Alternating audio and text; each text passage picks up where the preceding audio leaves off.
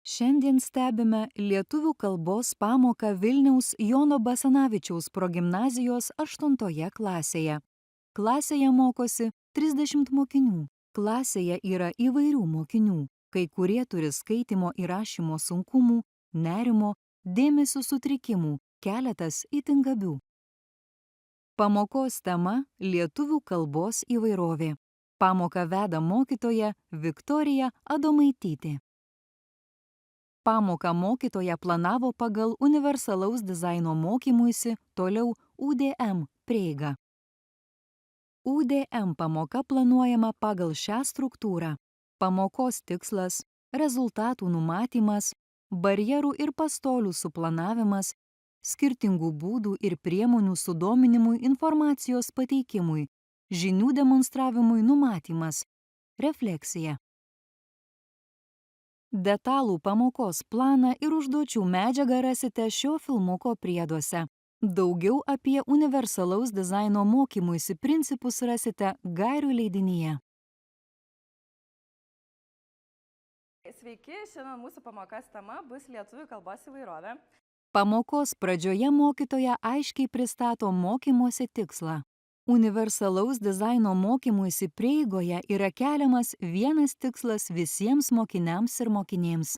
Tačiau jo pasiekimo lygmuo, mokymosi būdai ir naudojamos priemonės gali būti skirtingos. Šiandien mes pažinsime lietuvių kalbos įvairovę. Išsiaiškinsime tarmės, patarmės, šnektos sąvokas, netgi šiek tiek plačiau pakalbėsime apie pietinių šiauliškių šnektą ir jos bruožus. Ir aš labai tikiuosi, kad visi po pamokos supras, žinos, taip kad ta lietuvių kalba tikrai yra labai įvairi ir žmonės šneka skirtingai. Dauguma galės patys savai žodžiais, paaiškinti, kas yra ta tarmė, patarmė, šnekta. Ir labai viliuosi, kad pavyks sukurti antros pamokos metu šiauliškių šnektos kalbos pavyzdį ir jį pademonstruoti visai klasiai. Mokytoja parodo filmuką, kuris sužadina susidomėjimą pamokos tema. Vėliau mokytoja aptaria namų darbą. Prieš pradedant tą pamoką šiek tiek norėčiau jums parodyti vieną trumpą filmuką, kurį šiek tiek, man atrodo, matėm ir 6 klasėje, tiesa? Ne? Tuoj bus garsas. Gyvena labai biednas žmogelis ir baisiai jaunas norėjo prabogadėti. Myslė, nieka nesmyslė. O eina vienu kartu turgun, davoja, pačialai kiškis guli. Aha.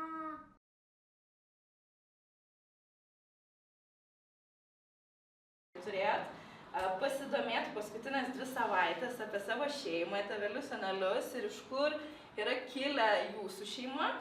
Ir turėjote prisirinkti kažkokių galbūt žodį, sakinį, kažkokių pavyzdžių, taip? Ir jis kartais naudoja žodį štūlė. Kas yra lietuviškai kėdė? Taip, Žemaičių.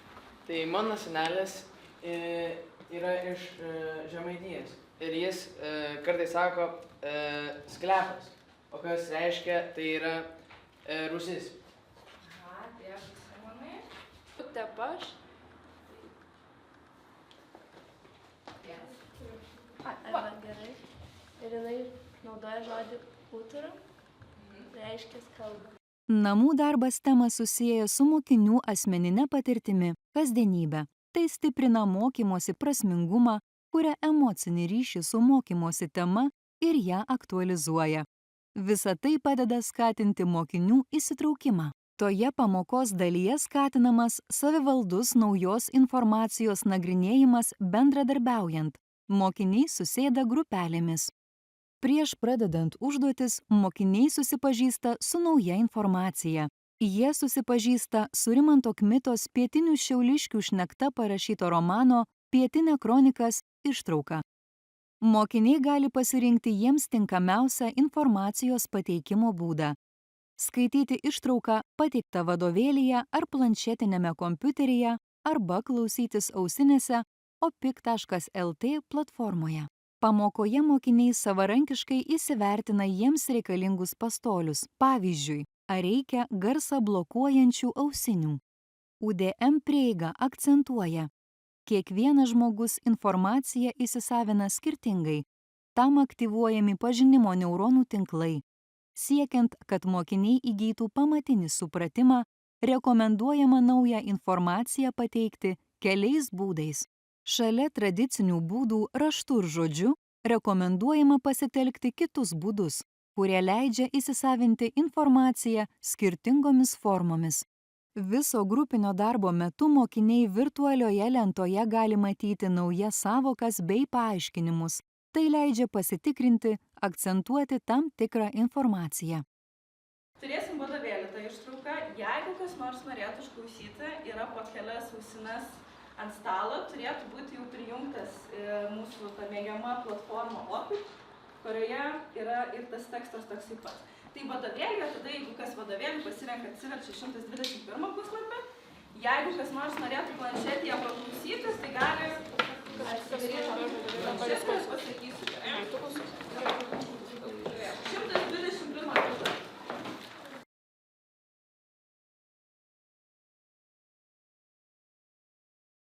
Pastoliai ugdyme. Tai priemonių, ugdymo būdų, nukreipiančių klausimų ir kitų laikinos paramos priemonių pasiūlymas mokiniams ir mokinėms, sudarant sąlygas savarankiškai pasiekti numatytą ugdymosi tikslą. UDM prieiga sako, mokinių įvairovė yra nuspėjama. Šioje pamokoje pastoliai yra numatomi konkretiems mokiniams, atsižvelgiant į jų poreikius ir sunkumus, tačiau šiomis priemonėmis gali pasinaudoti visi mokiniai. Mokytoja numatė ir pasiūlė įvairius pastolius, skirtus skaitymo ir rašymo barjerams įveikti, nerimo lygiui sumažinti, dėmesio koncentracijai stiprinti. Mokytoja sudaro sąlygas mokiniams savarankiškai analizuoti naują medžiagą, tarmės, patarmės ir šnektos sampratas. Mokytoja pasiūlo karuselės metodą. Klasėje yra 6 stalai su skirtingomis užduotimis. Kiekvienai užduočiai atlikti skiriamos 5 minutės. Po to grupės keičiasi stalais ir užduotimis. Kiekviena grupė turi atsakymų lapą. Lape mokiniai mato kiekvieno etapo užduočių atsakymų laukelį. Ši užduotis skirta tam, kad mokiniai įgytų vertingą pamatinį supratimą, pasirinkdami kiekvienam tinkamiausią naujos informacijos nagrinėjimo būdą. Jiems leidžiama dirbti grupėse arba individualiai. Šį kartą visi mokiniai pasirenka darbą grupėse. Komandinis darbas juos motyvuoja, įtraukia. Taikysim tokį karuselės metodą, kurio metu jūs matot, jau yra 6 stalai, 6 grupės. Taip? Tai pirmiausia, ko labai norėsiu, kad matote šitam lape, taip, kad yra vaidmenys. Tie vaidmenys, yra skirti, čia buvo parašyti 5, taip, gali būti, kad kai kurie 2 žmonės gali būti prie vieno vaidmens, taip, gali būti, kad visi nuspręsite, kad visus vaidmenis kartu galite Kristiną pasiimti, taip. Tai pirmiausia, kai susiskirstysit vaidmenimis, svarbu, kad ne tik tą vaidmenį apsiimtumėte, bet kaip komanda visada prie kiekvieno stalo dirbtumėte. Tai nereiškia, kad jeigu aš esu laiko skaičiuotojas, tai aš visą laiką žiūriu į tą laikmatį. Taip? Aš turiu prisidėti prie to grupės darbo ir padėti savo grupės nariam. Tai kaip dirbsime? Taip, susirašysit, duosiu aš jums truputėlį laiko apsitarti. Tada matote, yra užduočių atsakymo laukeliai. Jų yra iš viso 6, nes yra 6 stalai. Kiekvienam stalo užduočių komplektui atlikti, jūs turėsite 5 minutės.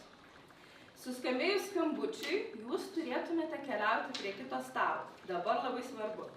Pirmas stalas po 5 minučių keliauja prie antro stalo, antras stalas prie trečio, trečias prie ketvirto, ketvirtas prie penkto, penktas prie šešto, o šeštas prie pirmo. Ir turite iš eilės taip judėti.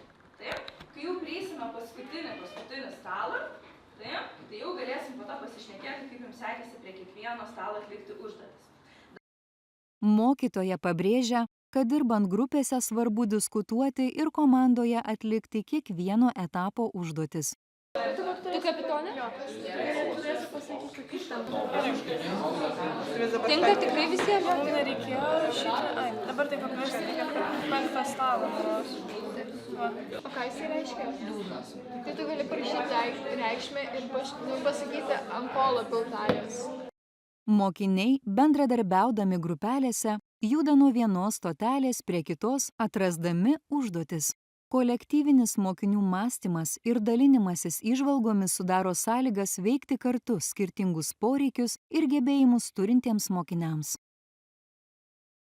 Dirbdami grupėse, mokiniai diskutuoja, ieško sprendimų ir moko vieni kitus. Mokytojas stebi grupių darbą ir teikia pagalbą tik tada, kai mato, kad mokiniams jos tikrai reikia. Taip skatinamas savarankiškas mokymasis ir tarpusavio pagalba.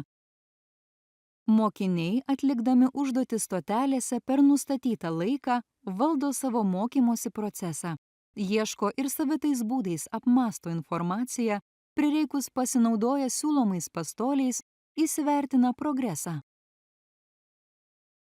Praėjus 5 minutėms mokiniai vėl apsikeičia užduočių stalais. Karuselės ratui apsisukus, stotelėje esanti grupė komentuoja rezultatus ir savo veiklos būdą.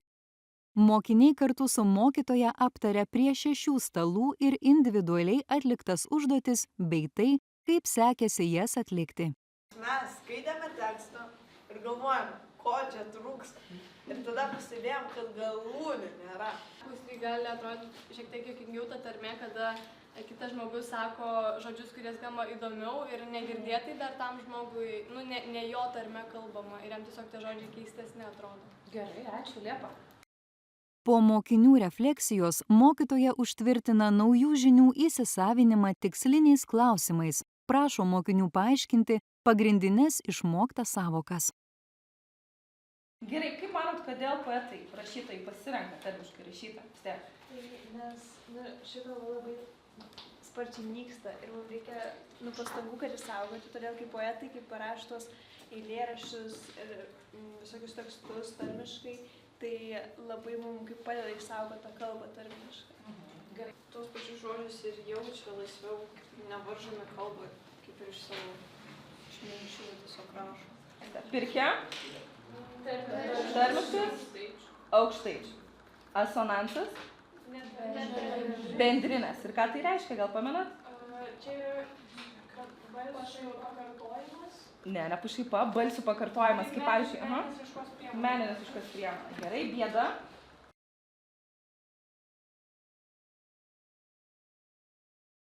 Mokiniams pristatoma nauja užduotis – sukurti kalbos pavyzdį pietinių Šiauliškių šnekta ir pristatyti jį pasirinktų būdu. Jums reikia sukurti kažkokį kalbos pavyzdį. Dabar kas tai gali būti? Tai gali būti pasakojimas, tai gali būti anekdotas, tai gali būti trumpas dialogas, tai gali būti vaidinimas, tai gali būti video filmukas. Taip, pristatymas iki 3 minučių. Gali būti 30 sekundžių, gali būti minutė, gali būti 2, bet turit tilpti į 3 minutės. Gerai? Dabar labai svarbu, girdit visi? Labai svarbu, kad šitai užduočiai yra skiriamas 15 minučių. Galite dirbti klasėje, galite išeiti už durų, tik taip apsiribojam 1 aukštu. Ir už 15 minučių aš laikmatį uždėsiu, gerai? Jau tada bandysim eiti pristatyti. Šioje pamokos dalyje dėmesys skiriamas mokinių veiklai ir žinių raiškai skatinti. Tai 3 UDM principas, pajungiantis strateguojančius smegenų tinklus. Strateguojantys tinklai – tai neuronų tinklai, kurie fiziškai ir kognityviai reaguoja į atpažintus informacijos modelius ir valdo sudėtingą atsako į juos procesą. Norint užtikrinti sėkmingą mokymosi procesą, svarbu, jog mokiniai ir mokinės galėtų išreikšti tai, ko jau išmoko. Praktikoje dažniausiai taikomos 2 žinių raiškos formos – žodžiu arba raštu. Atsižvelgus į kiekvieno mokymosi skirtumus, svarbu suteikti galimybę pademonstruoti savo žinias ar veiklos rezultatus ir kitokiais būdais – per fizinę raišką, meninius sprendimus. Planuodami pasirinktą veiklą mokiniai išsikelia veiklos tikslą, planuoja procesą, stebi ir vertina savo veiklos kryptingumą. Mokinių įgalinimas sukurti veiklas, pritaikant įgytas žinias, skatina savivaldį strateguojantį mąstymą. Mokiniai išsikelia konkretų tikslą, planuoja procesą tikslui pasiekti, atrenka, pritaiko informaciją, ją papildo nauja ir sieja su turimomis žiniomis. Siekdami numatyto rezultato, mokiniai stebi ir vertina savo veiklą, reikalui esant ją koreguoja. Veikdami grupėje, mokiniai mokosi pasidalinti vaidmenis ir veikti kartu, kiekvienam priimtiniausiu būdu. Taip mokiniai ne tik išreiškia įgytą žinojimą ir gebėjimus, tačiau ugdosi mokėjimo mokytis kompetenciją. Tai kad tu kaip ponas čia, viską tik savo, aš tik pasidalint norėjau, mokytis gerai.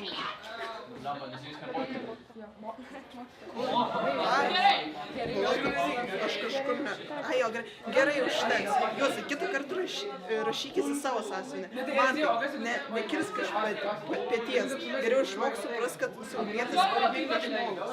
O gal tiesiog aš ir tu mes turim susižvalgyti tais tokiais pečiais. Kažką tokio. Nu gerai jau, kitą kartą pieši sąsiuvinį savinį, nerašysiu. Ne, Juozai, gal geriau jau rašyk. Toliau pamokoje mokiniai pristato grupinio darbo rezultatus. Mokiniai pademonstruoja savo žinias pasirinktais kūrybiškais būdais. Pristatymo trukmė iki 3 minučių. Kai suteikiama galimybė pasirinkti priimtiniausią iš pateiktų užduočių, mokiniai gali pritaikyti įgytas žinias naujuose kontekstuose, o pedagogai gauna žinių apie tai, kokiais būdais mokinys ar mokinė išmoksta naują informaciją. Pirmoji komanda sukūrė vaidinimą. Juozai, kiek galima? Tu vėl mano visą sąsiuvinį apipaišei. Tai ko nesakei anksčiau, aš gi rašiau, o tu tulėjai kaip sūris su pelėsiais. Bet čia juk mano sąsiuvinis. Tai koks skirtums, raidės tas pačias, popierius tas pats, be to aš gražiai surašiau, net mama didžiuotus. Antroji komanda taip pat pasirinko vaidinimo formą. Maitė. Ką? Buvom anam mieste, tai ten mums sakė, čia telšiai, čia į šitą pusę važiuojant. Aš noriu pasakyti, kad čia man melavo, ne? Nu, matomai, tada melavo tas kaimėtėlis. Nu gerai, žinokit. Trečioji komanda šmaikščiai suvaidino šiauliečių ekskursiją autobusu į Vilnių. Na, šiauliečiai, o čia Vilniaus arkikatedra. Kas čia per barbs? Ana Šiauliuose geresnį mačiau. Nu, dar čia pilis stovi kažkokia, nu, nežinau, pas mane mama kalendoriai kažkokia geresnė. Na, o čia kairėje galite matyti Vilniaus nerį. Ketvirtoji grupė sukūrė ir tarmiškai paskaitė istoriją. Atvėdino per Mako Draivo Tautvyt, anas per langelį pamat pons Kristups, jis iškišė savo smegeninę, buv pasiruošęs priimti jaunuolio užsakymą. Tautvė buv labai labą gerą nuotaiką. O štai penktoji grupė sukūrė filmuką. Sveiki visi, aš esu Faustas, aš iš Šiauliečių krašto, aš esu lietuvis. Šiandien aš jums papasakosiu savo sukurtą, tikrai ne ChatGPT sugeneruotą anekdotą. Stebime, kad daugelyje pristatymų mokiniai pasitelkia humorą.